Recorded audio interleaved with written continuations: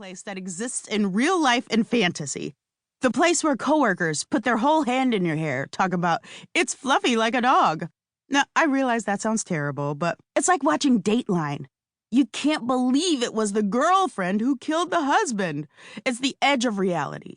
Technically, it happens, but it's barely plausible. Excited, I steal away to the elevator banks at work and listen to Lacey tell me a new horror story. It is fantastic. As I stand there, mouth agape, listening to some new fresh hell, I'm always struck by the fact that these stories will only exist in this phone call.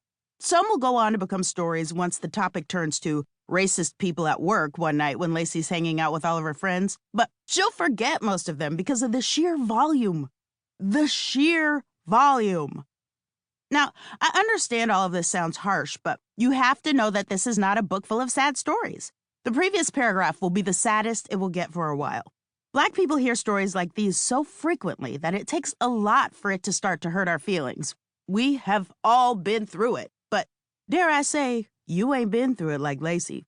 Black listeners will hear these stories and feel that really good yet terrible feeling of going through something bad and realizing you're not alone. And not only that, but that someone else has it worse. And hopefully the white listener is going to listen to this, feel sad, think a little about it, feel like an ally, come to a greater understanding of the depth of this type of shit, and maybe walk away with a different point of view of what it's like to be a Black American in the 21st century. Hence this book. Why? Why would a person do this? There are a few reasons why I think this book is important. I think it's important for people to speak on what has happened in their lives. When something shitty happens to you and you never say anything about it, it festers.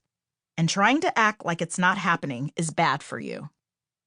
I know, Lacey. You guys, Lacey has the burden of carrying around all this garbage alone. I want to unburden her.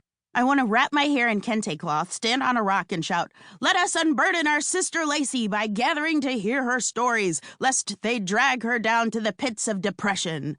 But that would be insane. Slightly less insane, gathering these stories into a book and selling it to strangers in malls and airports throughout the country. Also, any person who has to live like this needs to hear that there is a second person slogging through this mess.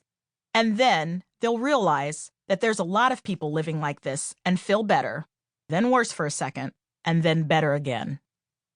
We want to use this book to make sure people understand that when something racist happens to you, you can say it. You can feel however it makes you feel, and you can talk to people about it. You have the right. It can hit you however it hits you at that exact moment. You can express your feelings about it or not, or just tell the story and leave your feelings out, or just say your feelings and leave the story out. It's your world. There are a billion studies about why you should speak positively, meditate, how to handle loss and stuff like that. But when it comes to how to live in a country made to abuse you, who the fuck knows? So do what you feel. And not to go full hippie on you, but leaving these things unsaid gives them power. Try to unroll your eyes and listen to the rest of this. If you do not take the time out and call bad things that have happened to you bad, they float around your brain categoryless and with influence from the type of people who want to penalize you for calling racist things racist. Those events can fall into the okay category. Shut up, Lacey. And finally, has anyone taken a look at a lifetime of racism? I mean, this isn't every racist story that has happened to her, and she's nowhere near the end of her lifetime, but it's a good chunk of them.